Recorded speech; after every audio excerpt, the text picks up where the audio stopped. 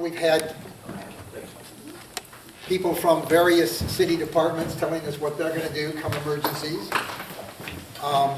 We've had CERT here telling us how CERT does.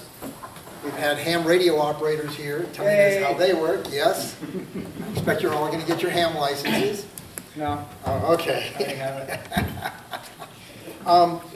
We had one that everybody seemed to really enjoy, and that was when we had some people here who had participated in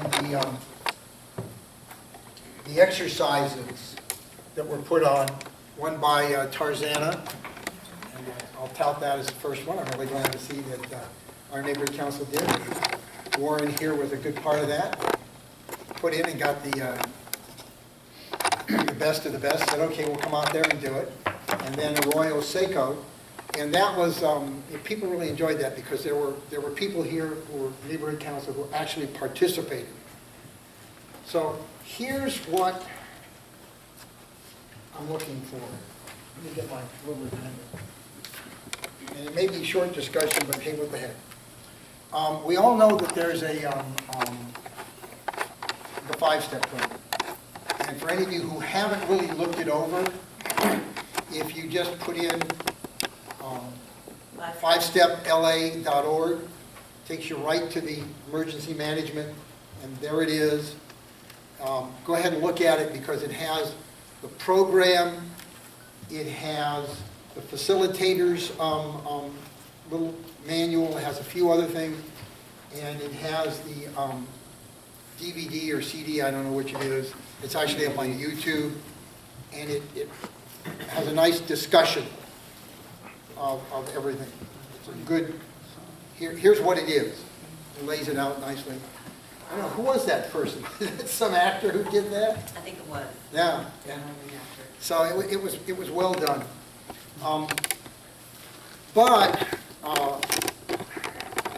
Tell Veronica, I got an email from David Toole, who's not going to be here today. And they've been trying to organize their neighborhood and sign up certain people. And they've got some of it going, and they go to different events to try and get people. And he said that in his neighborhood, what they finally did was they just dropped back on the tried and true method. And now they're going to the churches, they're going to the block parties, things of that nature to get people. He said, Mike, do you want me? To remote mic for my hearing aids. Oh, I'll tell you what. Flip it up. Just put it on the counter there. 1, 2, 3. How's that? Great. Okay. And that'll help pick up. Anybody who needs one of these, let me know because I'm recording this as we always do. So they went back to the traditional method for reaching out in their community. And they're hoping to be able to sign up multiple, good morning, Mary, multiple CERT participants because they think that's a good way to go in their community. And that may be in theirs, but maybe in other communities it's not. You know, it all depends on the particular community. Does that help? Okay, we got a speaker close by. Okay. So what I'd like to work on initially and to talk about is, well, two things. One is putting together an outline for neighborhood councils that they can customize for themselves that will allow them to use all of these different things, the 5-step program, ham radio, FRS, CERT, the whole thing. How do they do this? Because while the programs are there and everybody knows about them, you know, you take a neighborhood like mine, I'm not going to walk house to house because half of my neighborhood is at an angle like this, okay? But the other half is flat, except all of the condos and apartments have locked gates at their front. So, you know, in that area, what you'd have to do is you'd have to get somebody inside who wants to participate, and such as that. So that would be a particular thing I've got.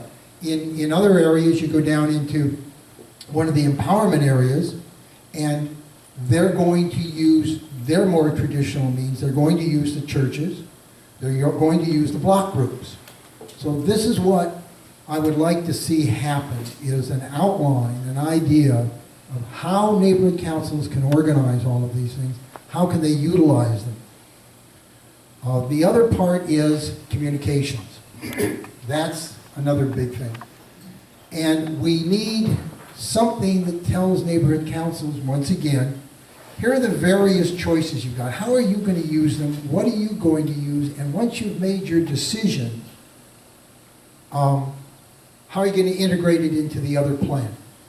How are you going to get a hold of ACS and bring them in? How are you going to bring CERT in? How are you going to contact, if you live down in San Pedro, DCS, which is the county, because you're going to be able to want to talk to somebody in Torrance or otherwise, you know, it's not part of the city. As one of the guys who was here, Robert, WK6W, you know, the guy who said, I want to be the last one to talk, who, by the way, has come up with a great idea for an exercise for either May or June that we'll do. It'll be a lot of fun. Involving disaster communications. As he says, he knows of no ordinance that says the earthquake's going to stop at the Los Angeles city boundaries. And so, yeah, so your communications outline has to be, how do we integrate to the other systems around us? And out in my neighborhood, as in others, you've got a major hospital. We've got Providence, Tarzana. So who shows up there? Aries shows up at the hospital. Okay? And they set their stuff up in the parking lots. Now, we've got a setup where our first responder emergency bin is at our local community center, which is just happens to be a nonprofit, just happens to accept an NPG, just happens to have bought a Connex box and stocked it with all kinds of stuff, and just happens to be across from our fire station. Okay? So we want to know, how do we organize and communicate with Aries, because they're going to be at Providence Tarzana Hospital set up there, and we may want to be able to communicate to them that we have specific injuries in a specific location who can't get out. And they in turn are going to talk to whoever else, perhaps to ACS, perhaps to CERT, and they're going to figure a way, how do we get these people out of the area? So this is the kind of thing that I need ideas on and thoughts on, and then, God forbid, form a couple of committees. And, you know, I don't care whether it's 3 people or 5 people or 50 people, to sit down and organize these 2 outlines and say, here's our base, here's our ideas. Bring them back here and we can all discuss them. We've got a much larger group. Of course, the advantage is those committees will not be Brown acted, as this is not Brown acted. You want to meet at your local restaurant, you can meet at your local restaurant. You want to bring some of your neighbors in to talk about it, bring some of your neighbors in to talk about it. We don't care who's there. Anybody with good ideas. And then we'll come back here and we'll start to try and formulate something that's formal, get it all done, everybody looks at it and says, you know, this looks good. This looks good. We're going to have this. And then we will talk to our friends at Empower LA and say, okay, we want to get this out to 96 neighborhood councils. And you see, one of the advantages to that is when the mayor put together his task force on emergency preparedness not long ago, and he had that news conference, he tasked various departments with various things. And Dunn, as he still called it, was tasked with getting information out to neighborhood councils regarding emergency preparedness and helping to organize it. So I'm not sure if that was just fortuitous or if Gracie Lou had some pre-warning and something in mind when she said to me, hey, I've got an idea for something you can do. Okay? So they will get this out for us. As a matter of fact, I understand that if I meet with somebody, not next week, but the week after, we may get our own page on the department's website, emergency preparedness. I know that our friend Ken Draper has said the minute he starts seeing things actually occurring, and these outlines would be that kind of thing, he may donate a page on City Watch to what we're doing in EP. You know those articles that Bob Gelfan's been writing, have any of you guys seen them? That's where those would go. And it would be dedicated to this, and things would be stored up there and information would be in. Tom? Yeah, in a perfect world, we'll have 96 emergency preparedness liaisons, right? And the timing of this is pretty good because, you know, for those in the valley, this is an election year for all neighborhood councils. So maybe one idea, Commissioner, at the first, you know, orientation meetings we asked them right away to designate, you know, we have blueprints on what to do, but please designate at least one emergency preparedness person. We'll create a EP committee to either come to this meeting where we could, you know, at least be a liaison, right? That's one idea. Now, I've been getting emails from various neighborhood councils that says, hi, I've been appointed the emergency preparedness representative from my neighborhood council. So we're beginning to get those. We're going to ask all neighborhood councils. I don't think they're all going to come in. I mean, it was like asking everybody to appoint somebody for the Board of Public Works. I know we didn't get 96 of them. So we're not going to get 96. And we're not going to have 96 neighborhood councils participating in emergency preparedness. Just not going to happen, okay? Unfortunately. But if we can get 2/3, if we can get 3/4, Okay, then all of those neighborhood councils, which will be scattered around the city except for there'll probably be a fairly large number in the valley because the valley is really concerned with EP. They've got hit before, and so they've got that experience. But we've got to have that ability, and by the way, this is part of the communication thing, is how do the different neighborhood councils communicate with each other? And they become a city. I was talking to, before he left, Jim Featherstone, who was a general manager here. You know, they got a new acting general manager. And he said his big concern was, how do we get things out to the bureaus? Because EMD now has the same bureau set up as LAPD and LAFD. And if they can get things out to the different bureaus, then they know they've got control of the city. So that's the main thing. I've got some ideas I'd like to see happen. I don't know if they ever will for emergency preparedness here. As I say, one, how do we get bins if we want them?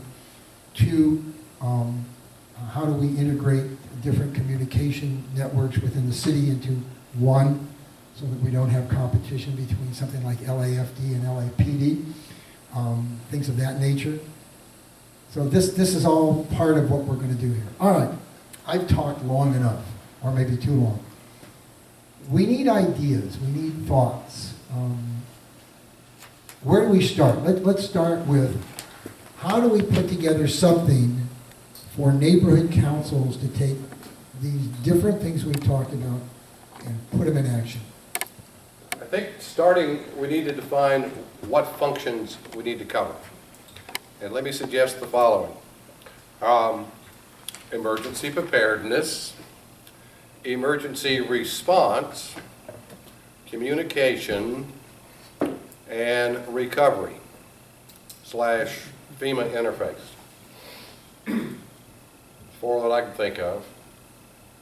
Anybody got any other ideas to add to that? Okay, repeat those as I write them down. Emergency preparedness, what you do before it hits. Emergency response, what do you do when it hits? Communication, and the reason I separate that is because that takes a special skill, and a lot of the people who like to do that special skill really aren't the same people to do the recovery. Okay, so that'd be number 3, communication. And number 4 is recovery, interface to FEMA to get information about what's available to help you recover to the people in the NC area. grants, funds, insurance, so forth and so on. That is probably going to be an area that many people in NCs will gravitate to, because it's a bureaucratic type thing and they're used to dealing with those. I mean, I said that in a nice way, okay? That they're used to dealing with government organizations. Now, that's what I wouldn't have thought about, is because I remember after the '94 earthquake, FEMA was going around my neighborhood and saying, you want help putting those block walls back up? And most of us said, you'll do that? And they helped us put all these block walls in the neighborhoods back up. So that's something I wouldn't have thought of. Very good. Tom Williams, El Sereno. One of the things I've seen, and by the way, over 40 years ago, we did an emergency response plan for Santa Monica Bay for the Chevron Oil Company as to what would happen to them if they had a tanker collision. And one of the things I've seen many times is that find any particular emergency that has already occurred. Map it out as to what was the response, how did it recover or restore facilities, because one of the big things is water supply. And how well is DWP prepared for a lot of broken pipes? One of the things would be the Northridge earthquake. You mentioned 1994. Okay, take that as a model and make it real, because you have the process. Was there any planning before it? What happened during it? How was it restored afterwards? Make it real. Brush fire, Mulholland Hills. Okay, let's have a fire in Mulholland Hills. What happens if there's a bridge collapse or an earthquake? Tidal waves? Well, I say some people do live in Venice, I hear. But try to find one example that you can, might say, work out the process. Might say, especially having all sorts of flow charts and things like that to make it real to people. And then people will think about it. If it's just lots of words going up with no real connections between it and not related to anything that they've either never heard about or never saw or never experienced, it's a very different thing. I've gone through tornadoes, but hey, that doesn't have much relevance out here. I don't have flood insurance because I live on a 250-foot high hill. I do have earthquake insurance. So it's a question as to find an emergency and try to make it real and put all the pieces together in something like a flow chart that we have here. Let's add 5 to that list, and that would be, I don't know the right term, but food and water supply, which would mean interfacing with the Air National Guard, who will be commandeering the airports and flying that stuff in. Yeah, well, yeah, somebody will. One of the problems, of course, is how do you get it or how they get it to you? One of the big problems they're going to be talking about is how is it in a lot of neighborhoods the emergency responders are going to be able to get up there or get to you, because there are going to be some areas you're just not going to get to. They're just going to be closed off. You're going to have trees down, you're going to have other things down, and such as that. But that's a good thought. That's a good thought. And by the way, I've never been in a tornado, but I can guarantee you at a little base, Air Force base down in Wichita Falls, Texas, I saw the results of tornadoes and said, thank you, I've never been there. The movie Twister is almost a comedy. Yeah. Because the real things are severe abrasions everywhere. Everybody gets rolled over. Sand at 200 miles an hour does a fantastic job. However, No tornadoes here. No. Okay. Mary? Yeah, I like the idea of, I know they're called something different, the walkie-talkies. When we bought our cert bags, we bought 50 of those, one to go in each cert bag. And so we wanted to create a chain of people every 4 blocks, et cetera, leading perhaps to the fire department. So that's one idea. But from what I'm hearing today, I think it would be really, really awesome if we could do a video of what we're talking about and do it in, the attention span of us at meetings is quite short. So if we did 10 or 15 minutes and we did photographs and newsreel clippings of Northridge and other things that have happened here and show it at a board meeting so that we take 20 minutes out of a board meeting. Now, we meet across the street from the fire department. Now, how sensational is that they could come and view it and talk about it and say to us, the other things that they see in this that could help us, because if we're just taking this back, I don't know if it's not visual, I don't think they can grasp it. And if you weren't here for an earthquake like the 94, you don't know what we're talking about. I was here, and I was asked to get teddy bears from everywhere and help the kids. It was the first emergency for most people. Keep them occupied, keep them from getting too upset, make sure the dogs are all in order. I mentioned that before, that your animals. So there's certain things that we don't mention, but in real life situations, there's so much to it that we don't see it unless we see the photo. We're image conscious. Our consciousness accepts that. But if we're just talking about how horrible it was, you can't see it. So anyway, so that's my recommendation about doing a visual and working with the department and having them fund it, and so that we have several copies and we take 20 minutes out of a meeting and we view it and invite the fire department and the police to come and watch it with us for questions. Okay, now what I like about something like this is Mary just brought something up. She said animals. You take Sunland Dahunga, and one of their big worries are horses. And you take Chatsworth, and they've got the same thing. There are equine rescue groups, and some of them, I know one over in Topanga, where all of them got their ham licenses, so everybody in that equine group can use a handheld. Find out who they are, where they are. So I just wrote down animals, because integrate with those. Some communities are going to want to integrate with the equine rescue people. Much different than dogs and cats. Bill? A couple of thoughts have come to mind here as we're talking about this, and of course this is a choir, we realize that. But I'm having a hard time getting around how this is going to work to an individual neighborhood council for many reasons. One, Len has already mentioned many of them. Each neighborhood council is unique. There's no one plan fits all. It can't. So now you're back to the idea of having a neighborhood council develop an emergency response plan for their neighborhood. That is a tremendous amount of work to do. That's why it hasn't been done in most cases. There's exceptions here and there. Some have been at this a long time. I think if you want to do what you're talking about, the model is TCEP, the Topanga Coalition for Emergency Preparedness. They have done all these things, and it's taken them 20 years to get to where they are.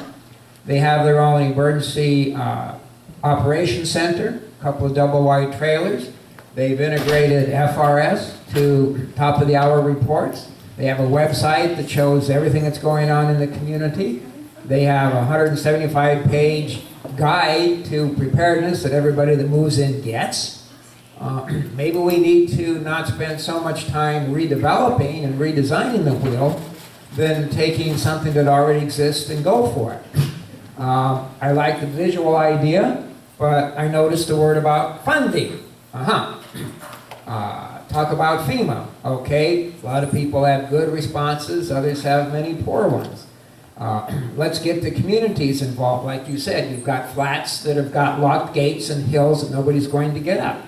If we're looking at the earthquake that Lucy and everyone else is predicting for us, you're not getting out of your street. So you've got to develop plans that work for your block, because that's about as far as you're going to get. The Army's going to bring in water buffaloes. It takes about 4 to 5 days for the chain of command to get that authorized. And by the way, the National Guard, which does that, has the water buffaloes in the truck. What don't they have? Water. Where's that going to come from? And no, DWP is not anywhere prepared for any of this. Neither is our electric grid.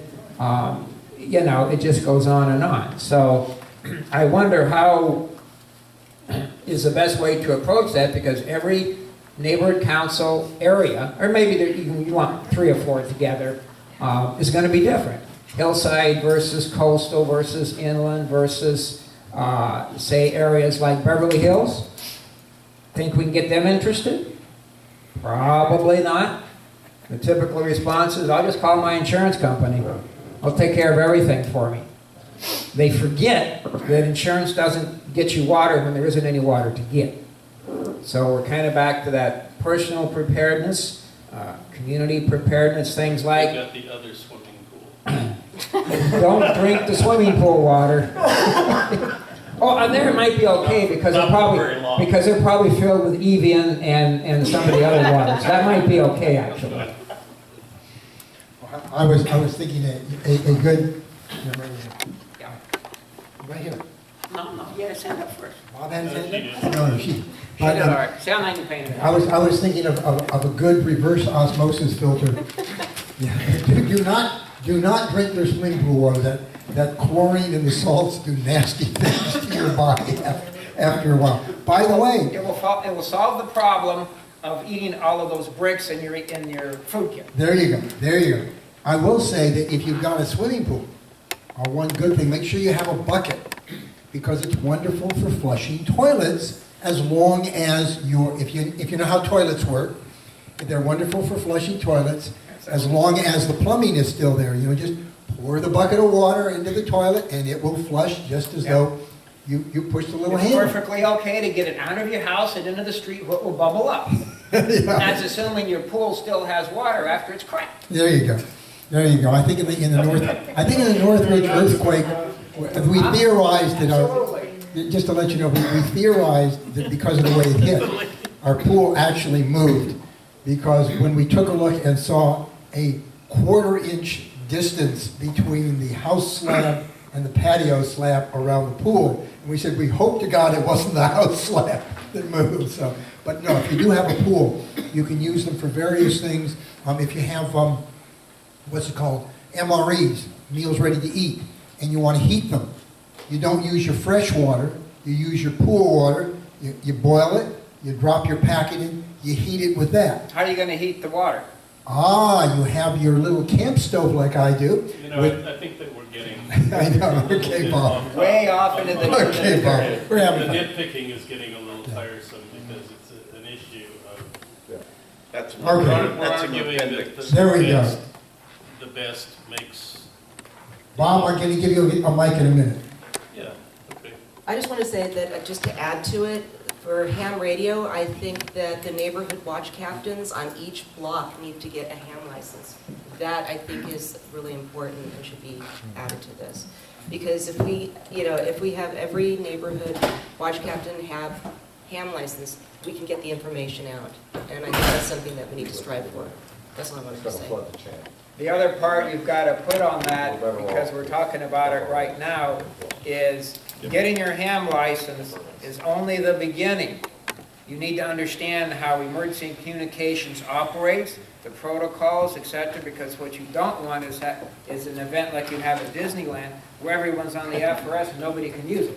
Yeah, well, okay, Those are key points. Training, I think, should be a big Yes. part of that. that's something we're going to get into, but I'll just mention, John Zimmerman, who's been here before, the guy who made some arrangements, he sent me an email, and they had a big CERT event. And he said the responders they were searching a 2-story building, and the responders were all using FRS radios. And one of the advantages is that it just doesn't go that far in a city setting, okay? And I guess it was Chief Nida, who ACS, he's a volunteer. He's a fireman, but he volunteers to oversee the ACS group and has for, I don't know, what, 15 years now, something like that? And heaven knows, got to make provisions when he retires. He's got 35 years in. So, but he was so impressed, apparently, that he thinks that this is the way to go with CERT for that type of activity, that local search, because its limited range isn't interfering with things, which is good. Yeah, you get to Disneyland and everybody in the world is on them, and you're in an open area, and it just messes things up. Yeah, Bob? Michael and I were both there, so if you want some Okay. details to how that worked, we can talk about it. You got the mic. You got some suggestions. Yeah, I'm going to take a guess as to what the topic of conversation is. Well, if And you- Gracie, you can guess along with me. Now, if you got the agenda, you know what We it do. is. So we're on plans for NCs.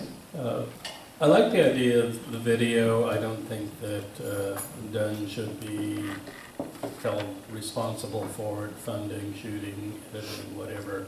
This is the sort of thing Speak that up, please. I'm not He's going got- that. Okay. I like the idea of the video. I like the idea of me writing a grant to do the video along with my colleague Hugh Neely.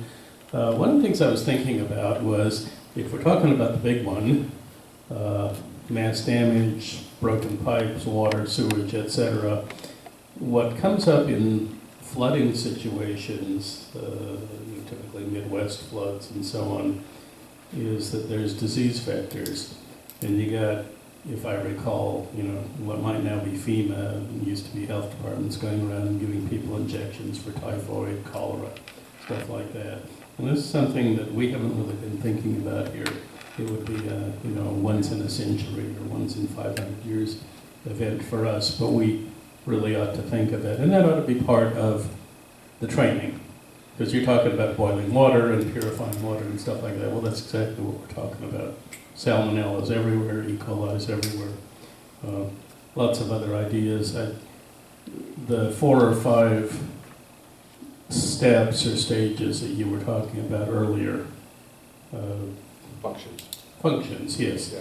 made sense.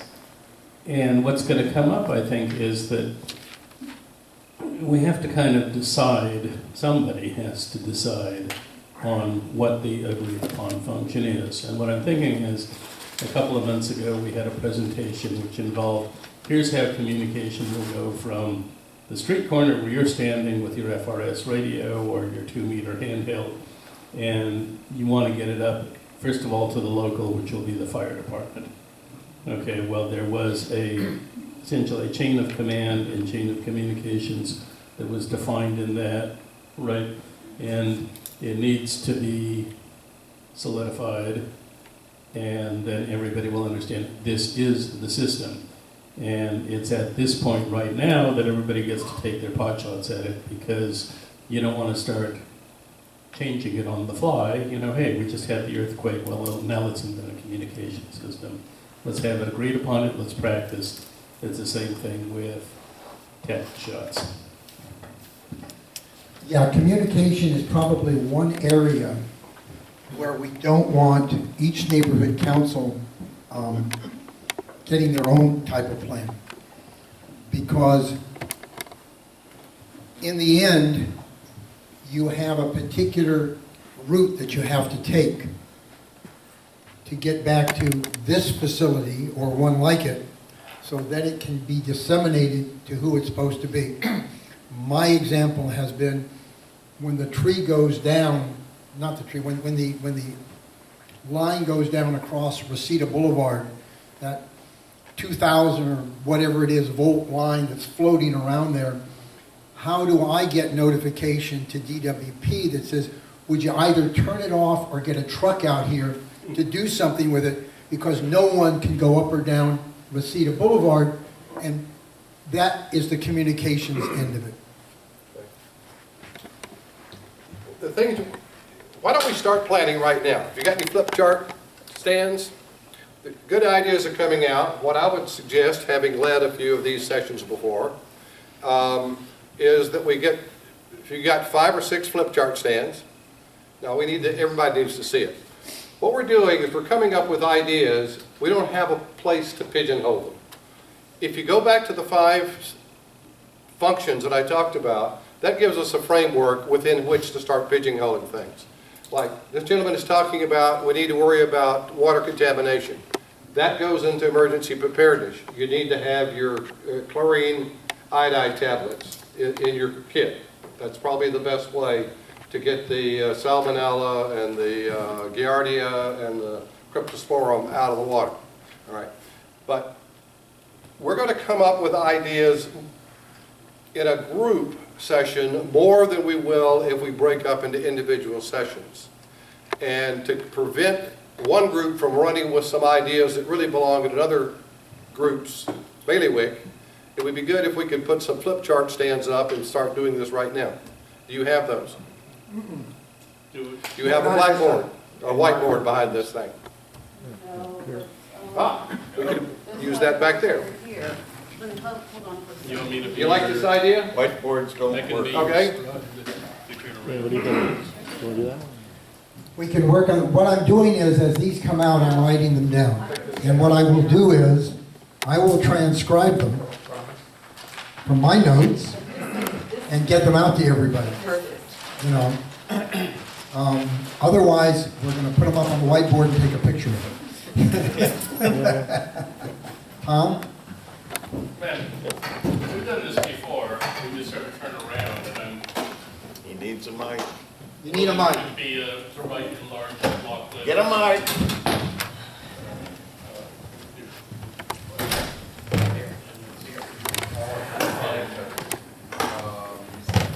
Have you got one there? We have a mic, we have lots of pins. You gotta have How do I turn this off? It's on. It's on. Yeah, I know, how do I turn it off? It's on. Yeah, I'm used to taking notes.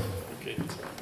Yeah, well, the idea is for everybody Yeah, to, well, All I in will, the same- I'll transcribe them, and I'll get them out to everybody, so that, which of the ones that you want to add as number 5?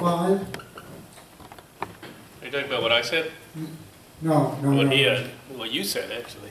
Let me see. Food and water supply. Is that food and water? Well, that's part. That's part- the Is that part of emergency prep? We kind of missed the first part. yeah. You know, Len, what's gonna come up is that the professionals on the other side of the window have thought of a lot of this stuff. The problem is that they don't have either the supplies or the manpower, so they think about it and they write great plans. And the point of this is to be a political organization that says, okay, now it's time to actually do it. One part of what this is. Well, EMD has a full plan. Yeah. They've got everything, you want to know what to put in your boxes and things like that? Boy, they'll tell you what to stock and everything else. But they don't have a plan to integrate our neighborhoods. I mean, the 5-step is good, but you've got to have some way to get neighborhood councils to implement the 5-step program. And that's where we're coming in. That's what we're doing here is, how do we take all those great ideas, put them together and say, here's a model. And I like the idea of Topanga. Where'd you go? Bill? I went out. Is this a whiteboard also? Because I know the Topanga group, they use one of our repeaters for emergency stuff. And they really, really have it together, because if there's one place that's isolated, when you know what hits the fan, it is Topanga. I mean, those guys are off all by themselves. They just did a presentation at the Granada Hills Emergency Preparedness Committee. It was unbelievable. Yeah. It was really amazing. Yeah, they are just, I mean, those guys have been off on their own before, and they know they're gonna be off on their own again. Just one question. With our water heaters, can you not use water in water heater? Yes. So you've got 50 gallons right there, 20 In to your 40 hot to tubs, 50. for real hot tubs, you can use Well, that for your toilet. Yes, you can. But I'm talking about drinking water. You can, yeah. There's 2 things, there's a couple of things you can do. The couple of things are, A, don't flush your toilets if they have a tank. 2, if you got water pressure, fill the tub. 3, to prevent contamination after that, yeah, turn off the input into your tank, your hot water tank, and then have a hose or something, some way to drain it. All of those become water sources. The only change to that is you don't turn off the input to the hot water heater. You turn it off that goes into your house, not the box in the street, but the one in front of your house, just near the regulator. That's the one you shut off. Well, if you know where it is. But again, I think what we're doing is we're getting back into the Right. details. We Well, don't that's- need that. We need the stuff up here Yeah, that I guess is being developed up there. That's part of the training. And by the way, when Bill said about learning communication, May, June, great idea from somebody, not my idea. We're gonna sit down and have what we call a simulated emergency. In other words, we're gonna have everybody in here pretend they have radios. And we're gonna have a bunch of Why should we pretend? hang on.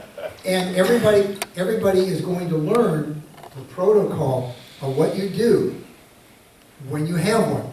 And then we can advance to honest to God radio. But I think it will be a great exercise. If you talk to Cat and Wynn, there's 30 to 50 FRS radios in the trailer he's taken apart. Get him involved in here, bring the radios here. Well, hey, we can, yeah, but the exercise that was recommended is a great exercise. You don't need the radios initially, but what it does is because we know what people are gonna do. But great, Bill, can you get, when you give us the FRS? Give me a date and time and I'll see. Okay, I'm doing the same thing for the disaster. okay, This is not a whiteboard. We're trying to. so we're writing. We're writing the same thing I got on my notes, okay. All right, let's go from here. The last thing was our communications chain of command. That was the last thing we talked about.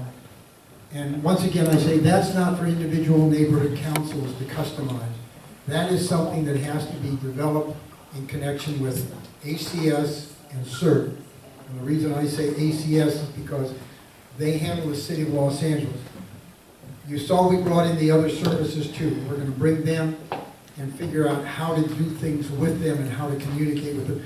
The same as I guarantee you, ACS is figuring out how do I communicate with DCS. I know their frequencies, I can listen to what's going on, I can always break in on their repeaters if I have to, et cetera, et cetera.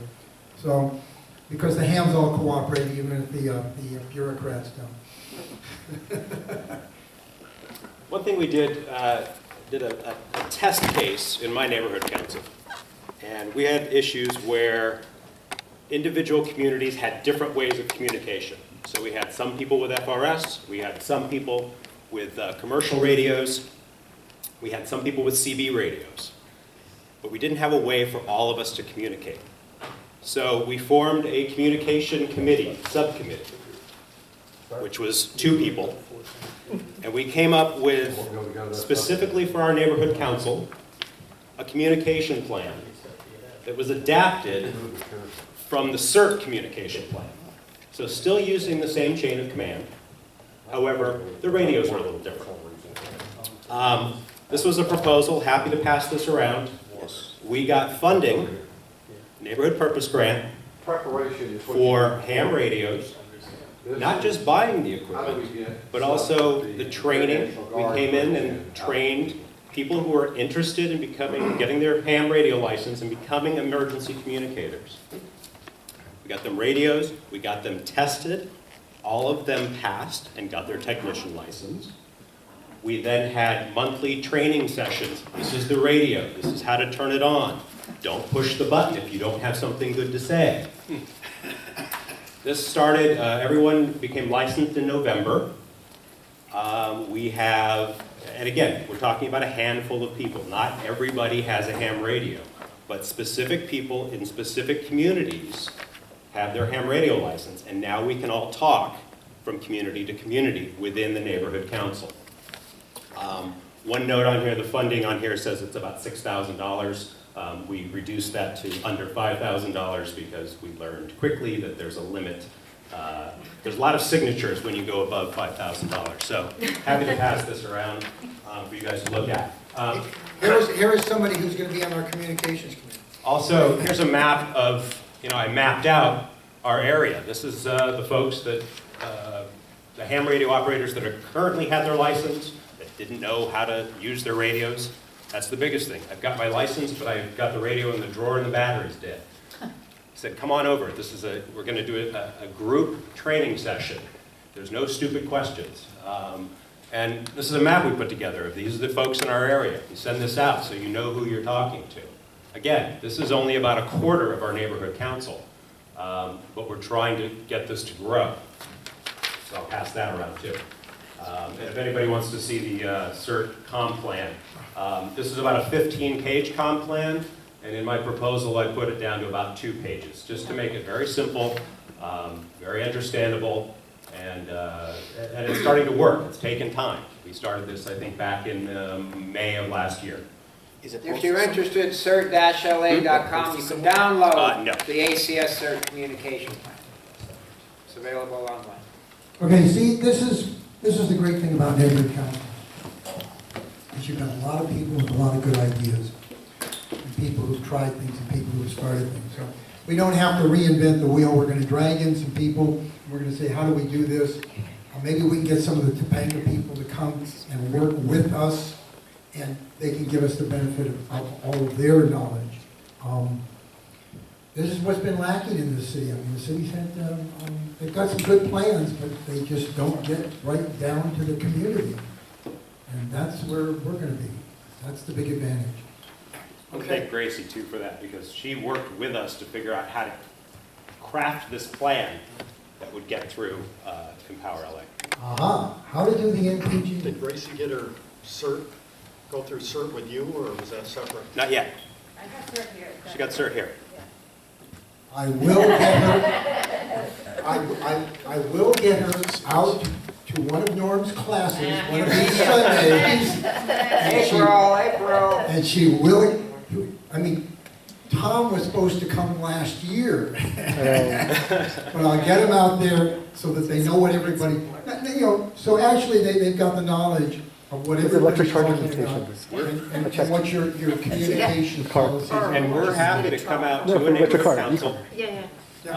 and have a group that is ready to get their licensing. We'll do it right there. Yeah, and it quite, well, It's $15 to Yeah. get your license. and then people like me come out and volunteer to watch you as you're taking it or grade you after you've taken it. And, hams are always ready to do that, so. And just to be fair, the $15 is going through ARRL. There are other organizations that will charge you $5, like Yeah, Clark, and for then, example. and then there's norms that charge, I think, what are they, $55? It's different. That's for That's- the meals, that's for the I was gonna course, say. that's for the 2 follow-on courses, 20, maybe, what do you figure, 20 total hours of information as to how to use it. That's all inclusive. And Norm and Naomi don't get any money for that. That's right.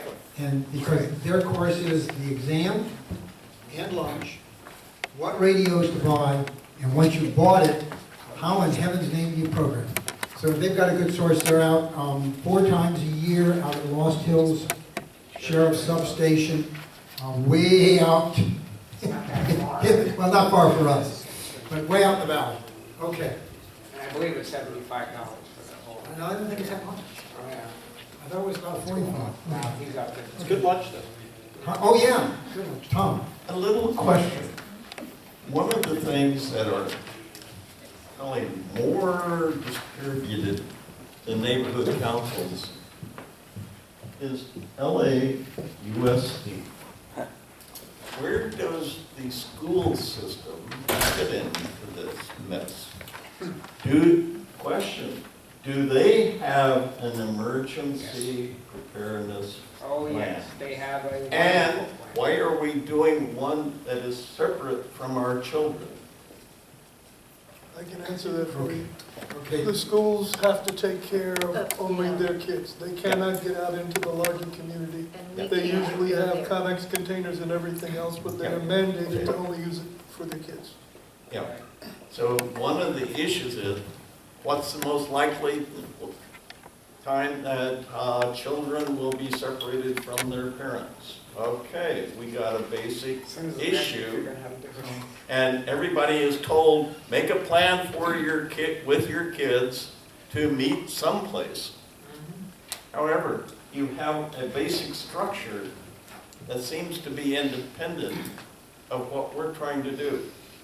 Our neighborhood councils have to work with the high school, the intermediate, and the 3 or 4 grade school, not kindergarten, elementaries.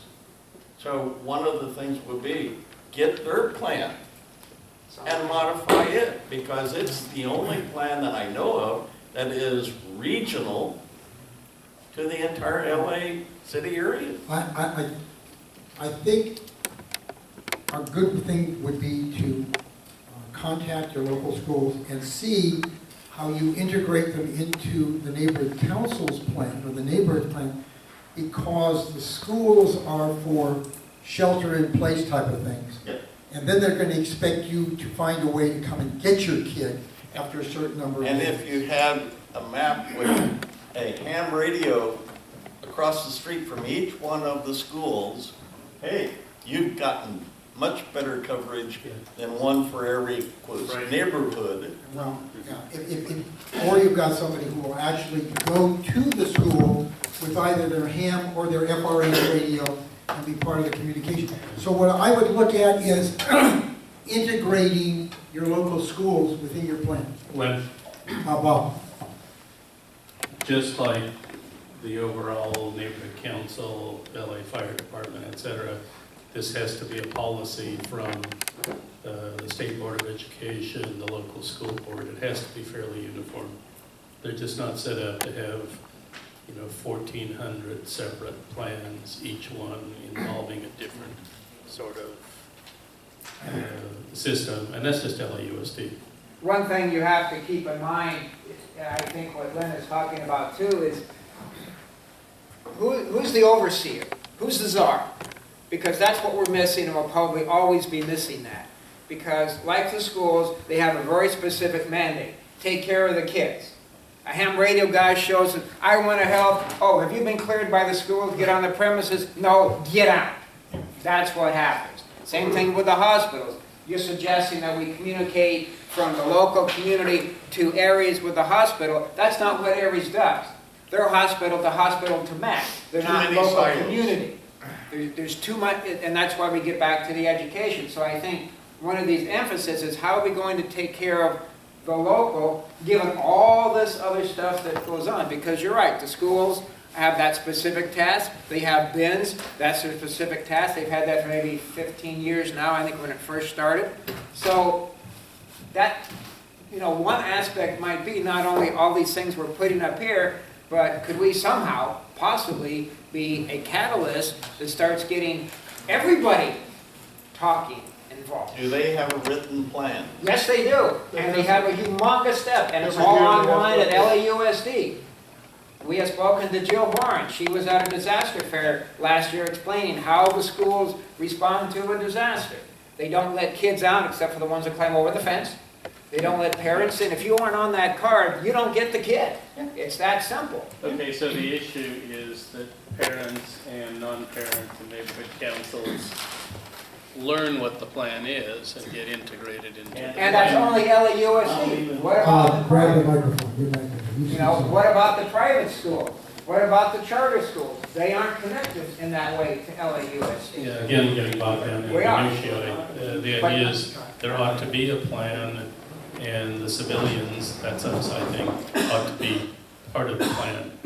We don't have to write the whole plan, all 4,000 pages of it today, and we don't have to have a perfect plan. And that's the other point I was going to make, is let's suppose we put together something where half the neighborhood councils do 80% of the job.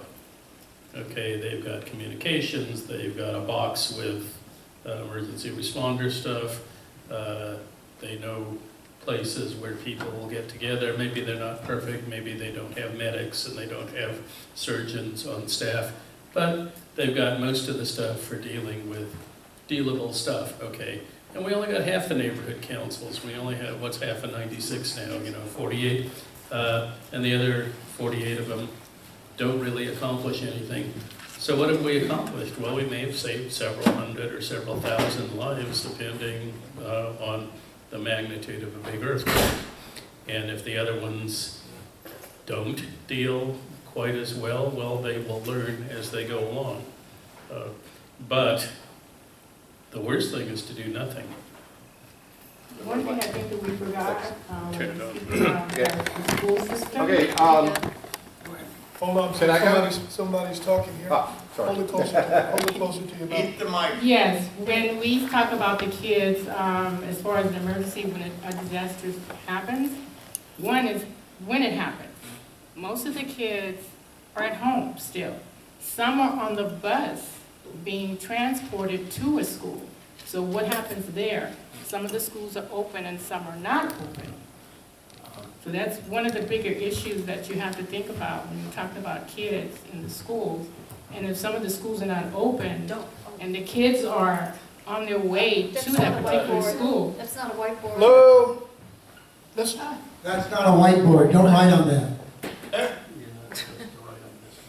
To address your question, the school's plans will cover kids everywhere because they have a legal obligation to cover the safety of children that are under their care.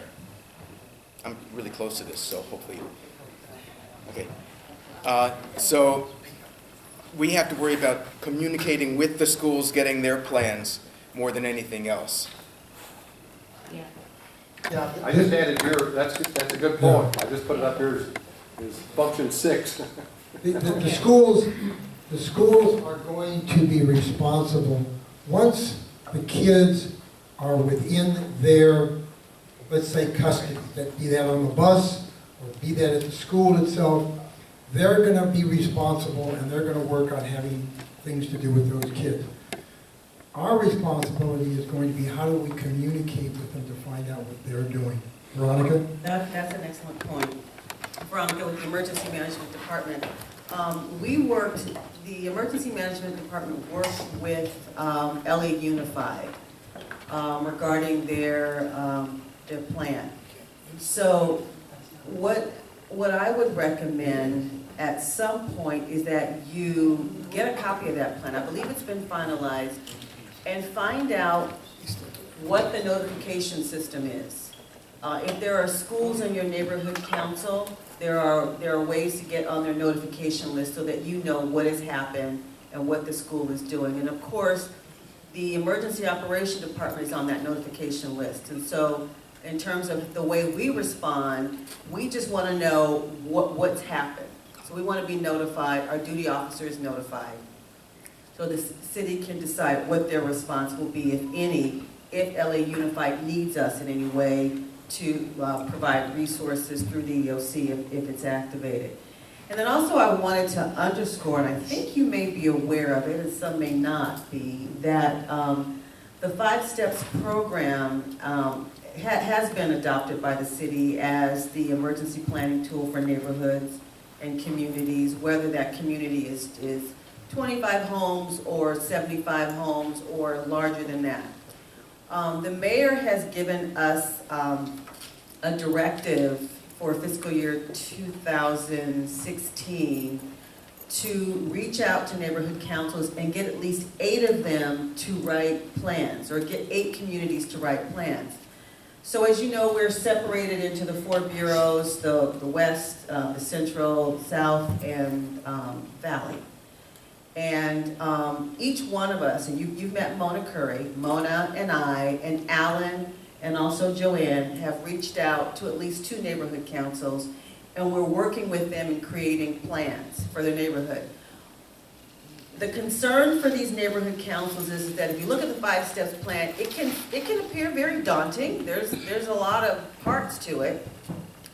And we're working on ways to make that plan scalable, so that you don't have to use all the components if you don't want to. You can customize it, as we've been talking about customizing plans to neighborhoods. So we're looking at that. So that is kind of the official planning tool for the city of Los Angeles. So anything that you can help us do in terms of pushing that plan and getting people to adopt it, take a look at it. You talked earlier about knowing what the threats and the risks are in your area. And they can be from water main breaks. If you live in as all of us do, we live in communities that have old water mains. So they're breaking all the time. I mean, what's the plan if that happens? The usual hazards are, like earthquake and extreme weather. I mean, neighborhoods should look at how they're going to respond if there's extreme weather like heat. If you have seniors in your area, if you have pets, if you have, children in the area. If the temperatures are 108 degrees and it only cools to about 90 degrees at 9 o'clock at night, what's the plan? Because you've got people who are vulnerable in your communities. So take a look at the range of risks in your communities. And I know that we look at the top ones, but look at some of the ones that you don't think about very often in creating these plans. And also look at the 5 steps as a template. I brought some guides here that you can take a look at and maybe glean some ideas, because the 5 steps talks about all of these things. It talks about readiness, how do we get ready? And then how do we respond, the 3 R's, and then how do we recover? So it's readiness, response, and recovery. And that's all of what you're talking about right here. You can get into the weeds if you want, but when you take a look at some of the neighborhood councils, they may be daunted by that. And that's something that they could do at a later date. But initially, we want them to have some kind of plan. How are you all going to communicate? I mean, you've got to have redundant ways of communicating, from ham radios to social media to good old-fashioned texting. You got to look at the range of ways you communicate, and then look at the ways you communicate with the city. During a disaster, you'll be hopefully either embedded with fire department. We may have representatives from CERT here. Make sure you have CERT members on your neighborhood council. That's really key, because we're so plugged into CERT. And when you're talking to your communities and your neighborhoods, make sure that they have some kind of CERT presence, because CERT people they're really expert at what they do. I mean, not only do they know how to help communities prepare and recover, they also know how to help communities communicate with city officials and city resources. Because we're going to look to CERT. That's who we're going to look to, CERT, to help us. Yes. Let me ask a question. How many people here know that you have a trained and functioning CERT team in your neighborhood that knows how to check a person for spinal injury, do rapid trauma assessment before moving the patient, use the various appropriate paramedic approved patient lifts to get them on backboards and stretchers and get them out, do full head-to-toe assessment, treat sucking chest wounds, closed head injuries, spinal injuries, pelvic injuries. How many people have a CERT team in your neighborhood that has that kind of training? Are you sure? Are you sure? Let me tell you why that's important. That's a good point. Part of the 5 steps, one of the steps is to recruit your leaders. So we're talking about CERT leadership. And when something happens, CERT, because they're trained, they are going to be looked at as the leaders in helping to shepherd this response and this recovery in communities. So here again, I point you back to the 5 steps. One of the steps is to recruit your leaders. And CERT-trained volunteers are the best ones to lead. Okay, but so we need to get real here. I got the floor. We need to understand this. None of the disciplines and skills that I mentioned are taught by the Los Angeles Fire Department in CERT training. They're taught in other cities, but not in the city of LA. The fire department relegated all of that advanced knowledge to the Red Cross, which costs money to take. I will venture a guess that none of the people in your area, none of you, have a CERT team that actually knows how to do rescue work without injuring a patient, getting themselves sued, or killed. Because very few people are going to pay the $400 to $500 to take the Red Cross courses, right? That's a problem with CERT in city. So I hear you talking about, well, we're going to rely on CERT. That's an invalid thing to count on. Just like we're going to have ham radios that we can call the fire department. They ain't coming. If you were around for Northridge, I worked with the fire department for years. I was a firefighter in the 70s in Ventura County. I have done rescue work in Alabama after tornadoes. Let me tell you, you're talking about using social media to contact people, it ain't gonna work. You got no power, okay? You're talking about using ham to contact the fire department, let me tell you, they're not coming. Their number one priority is go check the freeway infrastructure. The hams will come, he's talking about the fire department not coming.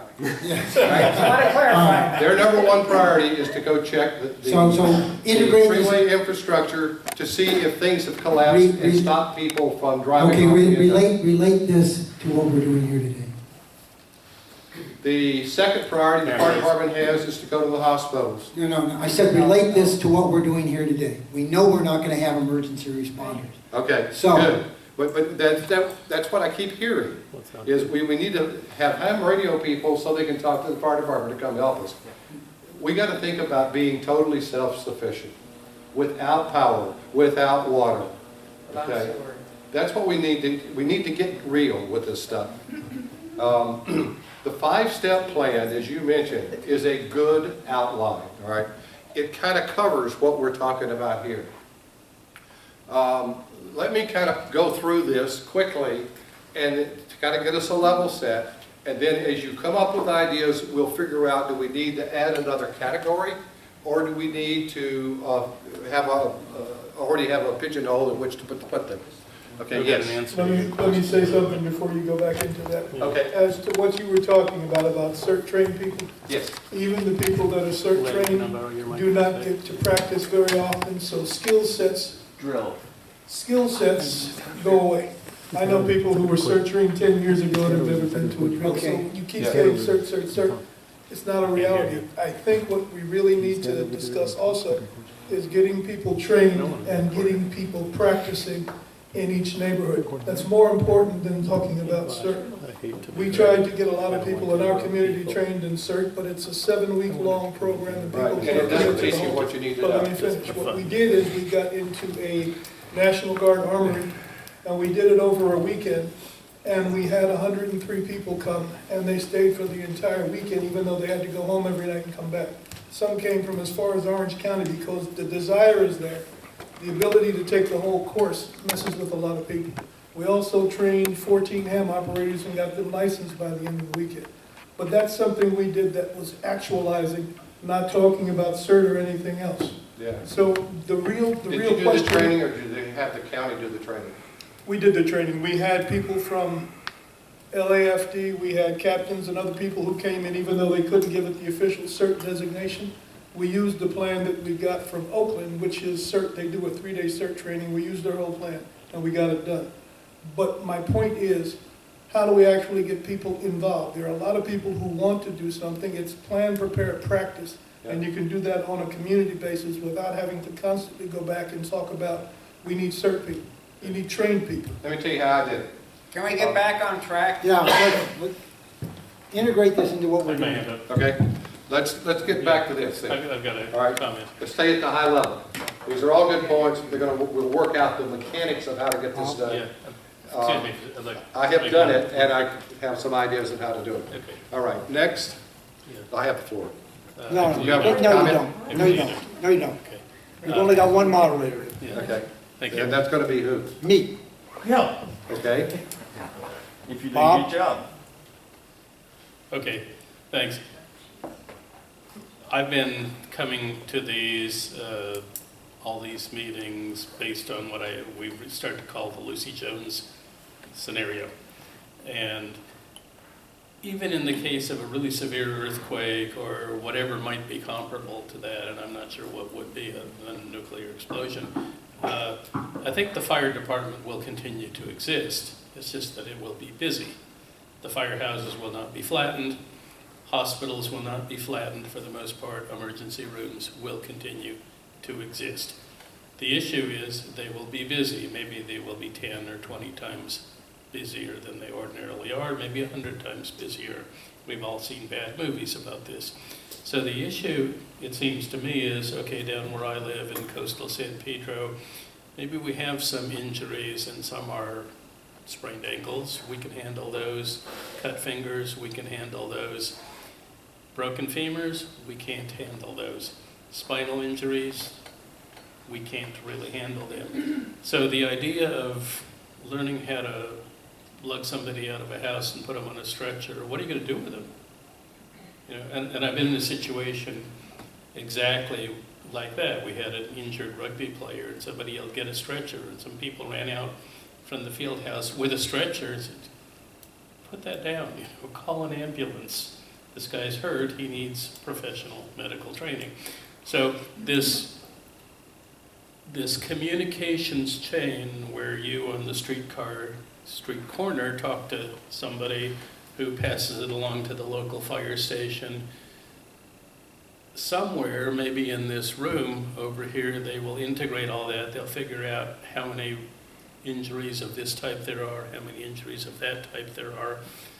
We got 3 helicopters available. We got 400 ambulances, whatever, and they will figure it out how to best use the resources. That's where we can be a real difference. And that's where neighborhood councils and local communities can be a real difference. I totally disagree Can with I that. say something? I did a statistics. Can I just say something? You know, getting to the training, it's the county. I took a course in La Cañada. We had an EMT, fireman, and some guests. It was a 3-day ordeal, 3 weekends, 7 or 8 hours each. We carried bodies out of a building up at Piper Tech that was totally darkened out. We had little tiny flashlights. We found the bodies that were still alive and the ones that were not because it said dead or alive. We carried them out because we learned how to carry them out. We bandaged because we knew how to bandage with a splint. So what we're learning in 7 weeks is not, it's good, but it's not the model that we need. We need to practice these things. They're so great, but it's the county that does it. It's not the city that does that training. Yes, it is. In LA, it is the city. LA Fire teaches I'm talking about something entirely different. I've taken CERT here as well. But you keep saying county. Yes, the county. La Cañada is in the county. Right, but we're not.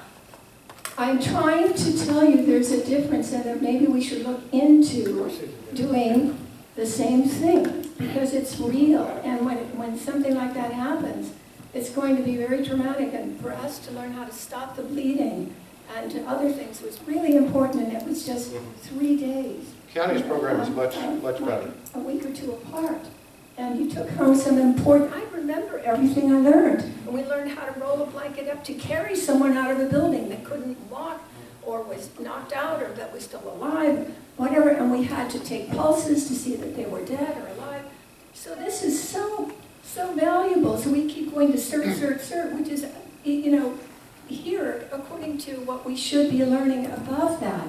I'm just saying we need a different form, a different kind of training, and we've got to get real about it. Because, Northridge was just down the street from me. And as I said earlier, they contacted me from that area to find teddy bears for the children to keep them occupied and coloring books. But we're not talking about it anymore. That's the reality. Okay, we're beginning to get us straight here, guys. Yeah, we've got all these different things, and we've got all these different things to consider.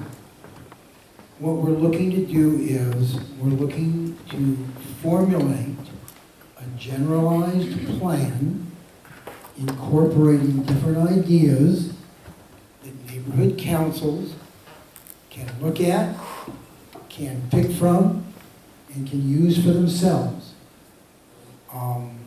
Whether it's going to be CERT training, or it's going to be county training. We're saying CERT may not know everything, that's fine. But if you're going to be integrated into the city's emergency preparedness plan, then you have to learn what their plan is. If part of their plan is to rely on CERT for communications and for their eyes and ears, then you're going to have to integrate with CERT so that information gets back. CERT doesn't exist. I don't care whether it makes sense or not. If you're going to be part of an organizational plan, then you use that organizational plan. Because if you don't communicate with the city, then you're truly an isolated island by yourself. Okay? Yes, we're all going to have to plan for ourselves. Yes, why do I have 55 gallons of water for 2 people? Because it may be a long time. And if I get my reverse osmosis filtered, why? Because I can use my pool. Why do I have over 300 amp hours of battery fully charged in a facility for keeping it charged? Because I know I may be on my own and have to run my radios by myself. Okay, that's me. That's not everybody, okay? And not everybody can afford to put together that kind of a package. You just can't, all right? But the idea is we want to develop something, taking ideas from everybody. Let's cherry pick. We got a good idea over here. Get Dave Toole back here. We got a good idea from him. Get John Zimmerman in here. We've got a good idea from him. We take all of these and we put them together in a package that you can hand to a neighborhood council and say, okay guys, you may not want to use all of it. All of it may not be applicable to you. Just like customizing the 5-step program. But here is a way that you can you can work to organize all these things, integrate all of them, get what you want, and participate. That's what we're looking for. You know, if I walk in and some guy I suspect has got a spinal injury, I guarantee you, I'm not going to want to fool with him and lift him up because I don't know the technique. But if I can find a doctor in my neighborhood, because that's part of the assets that I've learned, and part of them that I've got, and this gentleman or woman can come in and say, okay, if you're going to move this person, here is how you do it. This is the most safe way to do it, okay? Now that person can tell me right there on the spot, along with the other 6 people, how we do this, okay? Whether I've got the training or not, I can be guided in it. And that's the kind of program we need to develop so that neighborhood councils will do it, okay? So that they, and Warren was through it. What assets do you have in your neighborhood? Who are the people that are going to need help? Who are the elderly people you're going to have to check on? Who are the disabled? Who's the guy who's got a wheelchair and he's 4 floors up in an apartment building, okay? That's what we're working on here. That's what we're talking about. And that's why we're getting all these ideas, more good ideas, to put together a single program that people can use and pick from and customize. That's what we're looking for, just like they're customizing the 5-step. Bill?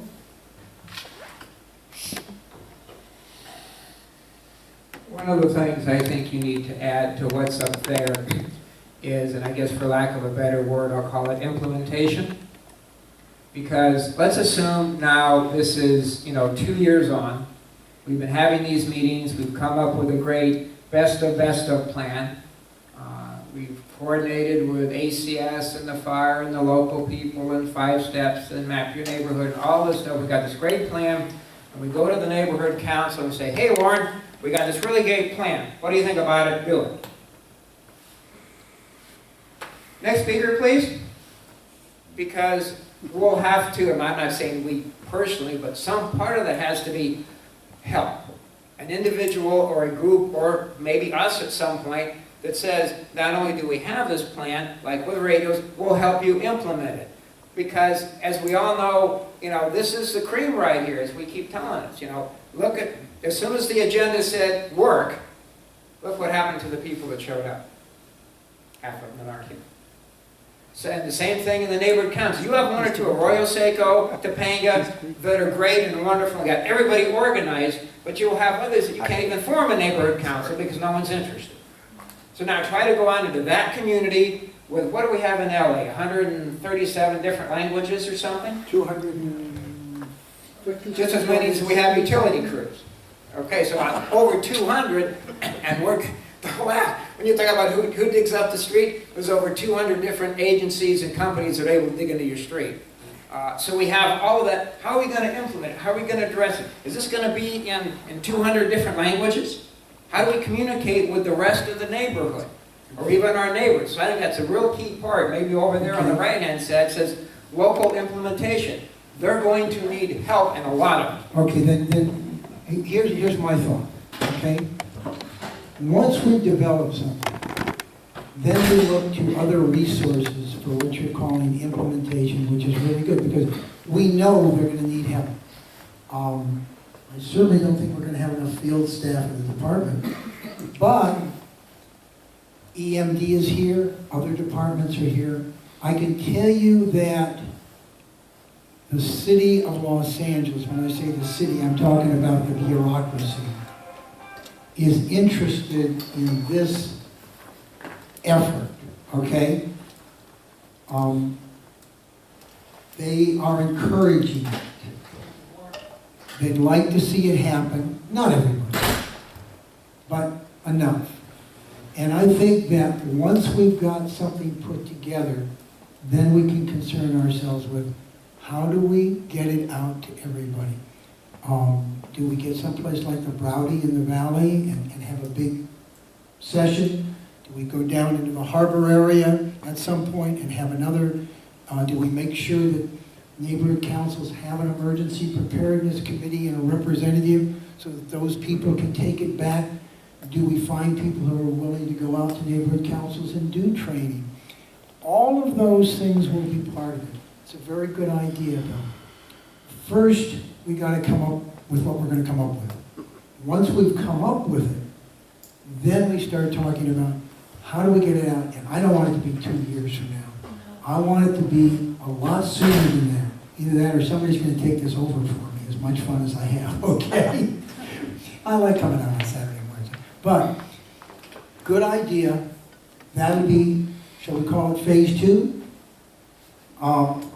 I think that's where we are. I think once we've got it, that's the next phase, is then how do we get it out there and how do we get the neighborhood councils? But I think you have to think about implementation all along the way. Okay. Maybe I didn't quite explain it at that point, but you do have to consider, okay, if we're going to do this emergency preparedness, then how do we get it out? Because that needs to be part of you can't just have a whole plan developed and then later say, okay, let's hire an agency to come out and show us. They won't have a clue as to what's going on. Okay, then while we're doing it needs this, to be integrated. hang on, and there's microphones.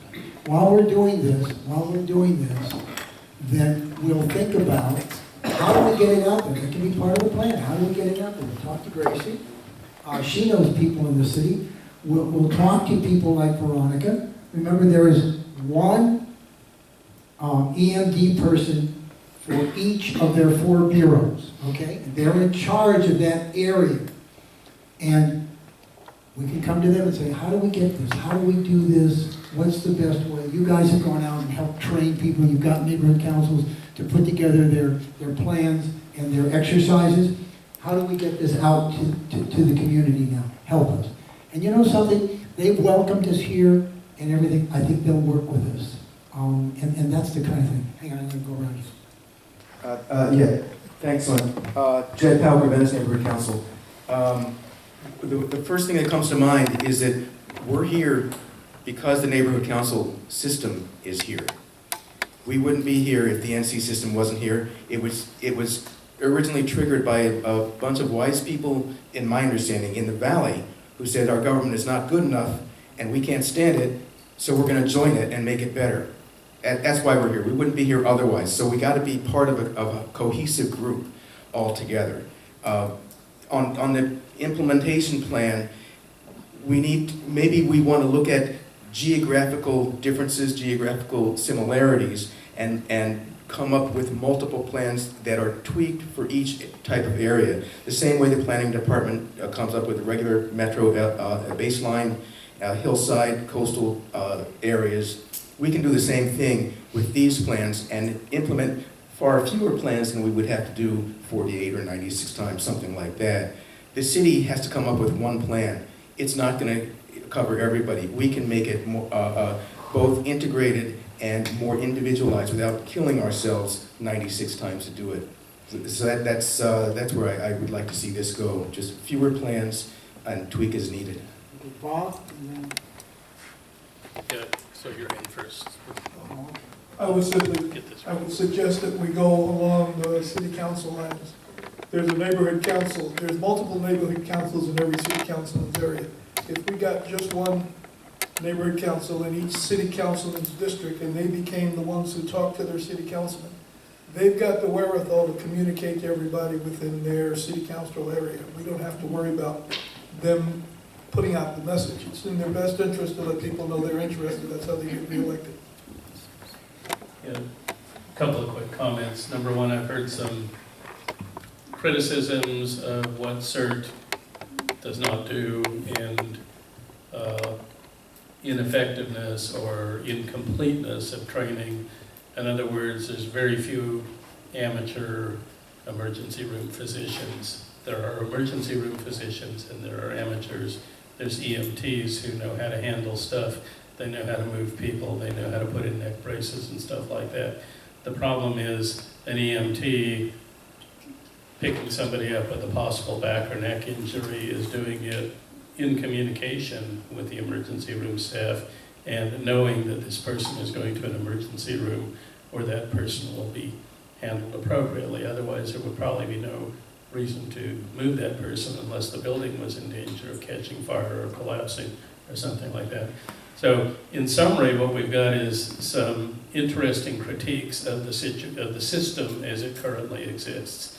My critique of the system as it currently exists is that the authorities who are going to be involved in disaster action haven't really communicated to me, and believe me, I've asked. And I've asked the same sort of question over and over again in the harbor area for the last 12 or 13 years and have never received a definitive answer.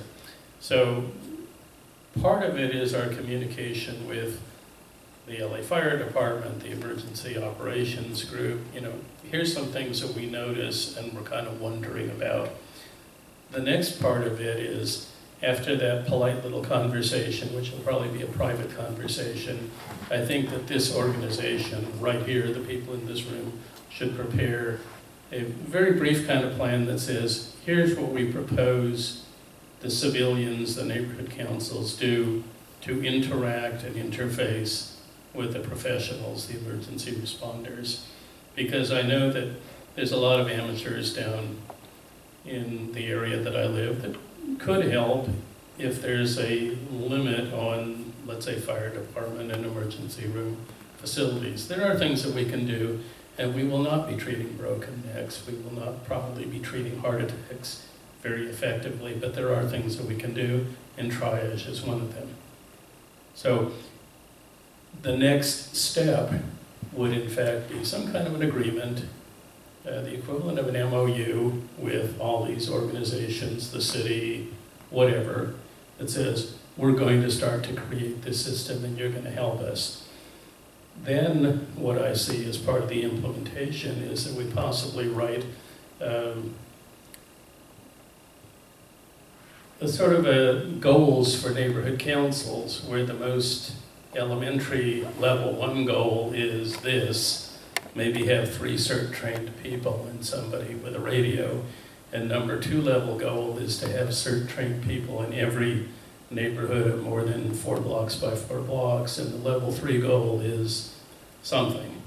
And so, and that way, yes, it is a matter of choice on the part of the local neighborhood council, but at least they will have that choice.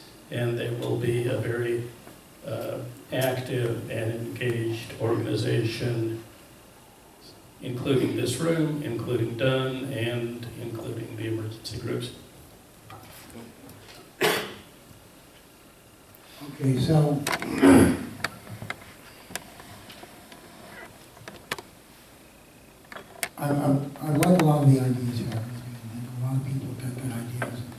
told us where our failings are. They've told us where our strengths are. And now what we've got to do is figure out, not sitting here today, it's just not going to happen today. How do we sit down and put all of these things into some type of cogent plan? It doesn't have to be a finished plan, just bullet points, ideas, outline, whatever you want. And then when we come back here, we got a lot more people. Some of them will argue with those ideas, some of them will embrace them, and some of them will have things to add, but it'll be a good start. And that's what we need. Today's been a good session because it's been kind of small and everything, but we've had a lot of diversified views. So I will take the board up there, I'll take some pictures. So I've got those. I've got my notes. Sit down and get everything together, and I'll send it out. I'm going to be asking for who wants to be on this committee, who wants to be on that committee. I don't expect to see a whole lot of hands, but I'll ask them to raise their hands anyway. There'll be a certain number, and once I've collected them all and I know how to put everybody in communication with everybody, I will let everybody know here. Who wants to be the head honcho of this group right here? Somebody will volunteer, or they'll get drafted, one of the two, and then meet, get together, bring these ideas together. Like I said, a couple of people who aren't here will want to be part of it, and they'll work with everybody. We've got a couple of top-notch people who've done this, and they'll work with it. And then we'll be back here. After April, we'll be back here in May and say, where are we? Yeah, there's a lot of shortcomings in what's out there. But as Bob said, we're not going to create a perfect plan. This is going to be a perfect world. This is going to cover everything. But what it's going to do is it's going to give us a much better chance. And I can tell you, I've talked to, because I've been getting people here. So I've talked to LAFD, I've talked to the mayor's office, I've talked to LAPD, I've talked to all kinds of people. And I have yet to find anybody from the city who has said, don't do this. We're not interested. They really are. They're interested in this happening. And I think the reason is that they understand that and we'll use that example, Lucy Jones earthquake hits, or as she's now talking about, when two of those faults let go that seem to cross one another and create that 7.5, but in a much wider area, they're not going to be able to do everything. They're just not going to be able to get to everybody. And if you've got an organization like our neighborhood councils, if those exist, then that's going to be a very good base to be integrated into the plan. Because this isn't going to be our own thing. I mean, this is going to be not going to be, hi, we're separate, distinct, and we're it, and we're be with all, wherewithal, and everything else. This is going to be, neighborhood councils will be part of the city's emergency response plan. We may not do everything they'd like us to do. We may not agree with everything that they're going to be doing. They may not agree with everything we're going to be doing. But at the very least, there's going to be an integration and a communication between the city, when I talk about the city, I'm talking about the departments, and the neighborhood councils. I mean, look what we've learned so far. Who knew each of these departments had their own specific plans? Who knew that these departments worked together on an integrated plan throughout the city and talked to each other? They never talked to us, all right? Now they're talking to us. And that's a much, much different world, okay? And I'm going to try and get even more communication, finding these people and everything else, so that they know we're here and they know we're interested in everything else. I can tell you that every GM that I have contacted and said, hi, I need somebody to come talk to this group. They have responded favorably, and they responded very, very rapidly. And when they didn't, I found somebody else who would communicate with them, and all of a sudden they're on our side very quickly. Okay? There's different routes. So that's what we're looking at, and that's what we're trying to do here. So I'm going to imagine that all of you are going to volunteer for one of the committees. Everybody here, okay? And so when you see that email come out from me in the next week that says, okay, I need the volunteers. Who's it going to be? I expect everybody here is going to raise their hand and say, okay, I'll be on this committee or that committee. And we'll go from there.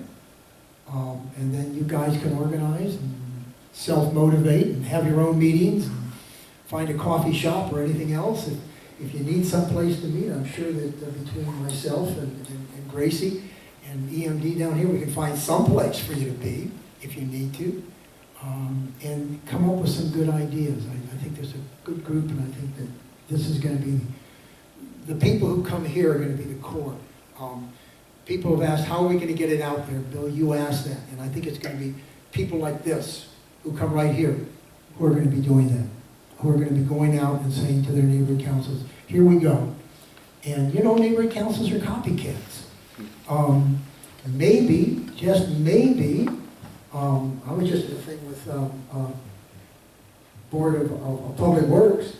You guys, if you've read the GM's report, 2 neighborhood councils were recognized by the board for their clean streets effort and for their cleanups in their community. So hey, maybe we get it where neighborhood councils are recognized for their EP plans, okay? And we go from there. I mean, why not? So get people saying, hi, I'd like to be on that group. Make it a fun thing and go from there. Because it's serious business, you know, when it happens. Yeah, I know that I can stay at my own house and, you know, if my house is knocked to kilter, I've got my tent and my sleeping bags and I can set up in my backyard. It won't be real comfortable, but I can be out there, you know, even if it's winter time. Winter but, time. Yeah, winter time. You really said that? Did you hear me say that? This is winter time, I know. Hey, when it gets down to 28 degrees in my neck of the woods, that's chilly, let me tell you. And it does. I know the harbor doesn't experience that. But 19 below zero. yeah, no, I don't even like to talk about weather like that. But I want to know that there's people in my neighborhood that I can contact. And I know that I can go to this particular spot for reassembly in my neighborhood, or I know that's going to be the reassembly spot, or even if my house is all in good shape, I can go to it and I can be there and I can find everybody else. And that's what we're looking for, okay? And yeah, we're going to depend on the city because eventually the emergency responders are going to be able to get from the high impact areas out to all of us that are in the much lower impact, more spread out population and things like that. Those of us who live in large condo complexes may be more fortunate than those of us who live in, you know, single family residences because where are the emergency responders going to go? Where the most people are. But after 3 days, 4 days, you know, they're going to be coming out to our areas. And, you know, if I've got a broken arm and it hasn't been set and I haven't been able to get to a hospital, you know, I can survive for 3 days or 4 days with a broken arm. I can do that. You know, quite possible. Then they can help me and things like that. So that's what we've got to count on is those first 3 to 5 days. We've got to survive for that period of time. Simple as that. And we've got to teach neighborhood councils how to teach their people to do that. So that's where we are. Boy, okay, hands are going up. There's an event on April 30th, I believe. Veronica, you might be able to speak about it. It's the United Neighborhood Councils are doing a drill very similar to what you did in Tarzana. Yes. Might be a good opportunity for a little neighborhood council PR to further the agenda. And like you said, I believe it's April 30. You went, okay. Where? I can get the specific, it's a neighborhood, so I don't know the exact streets. It's a United Neighborhoods, and also right after that is they're having an emergency preparedness fair at Benny H. Potter Park, I think it is. 2 blocks away, will there be even more opportunity? Because during the drill, you don't have that Yeah, opportunity, yeah, but afterwards you would. They're not gonna want a whole bunch of people that are watching while the drill is going on. Sure they will. Yeah, actually they Well, do. okay. They're reaching out, specifically neighborhood councils. I think it would be Okay. good for them to come and at least see I a will- drill implemented in They're their asking neighborhood. for observers. I will do a full e-blast on that to all the board members. You can always be a victim. Huh? You can always be a victim at these drills. No, I don't want to be a victim. Merely an observer. So we've got that. Okay, pass it over here. Thanks. I keep forgetting to ask, where the videos of these meetings are posted, because I'd like to distribute them for my NC members. Don't you get the email? I do, but... That's it. No, we're not Brown Act.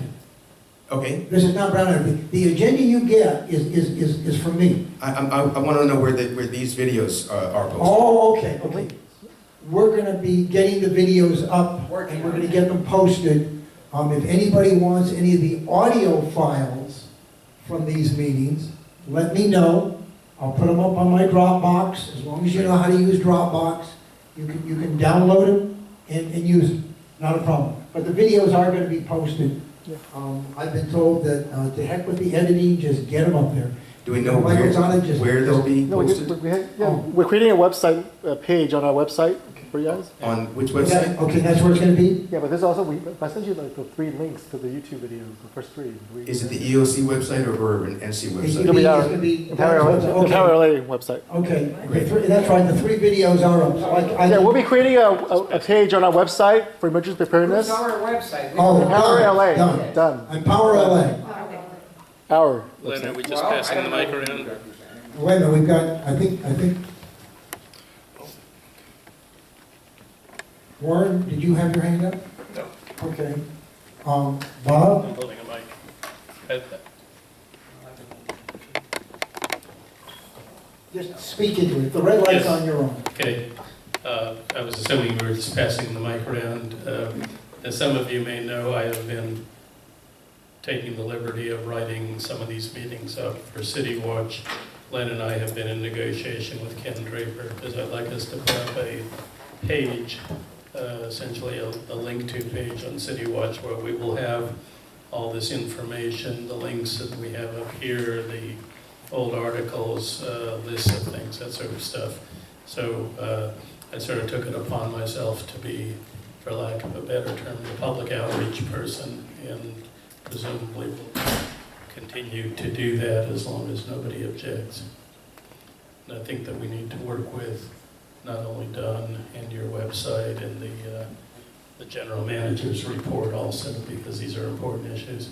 But most city councilmen also have their own email blasts. I get 2 or 3 of them, and they're kind of predictable, so this is a chance to put something a little bit more interesting into the mix. Okay. Unless anybody wants to spend another 6 minutes.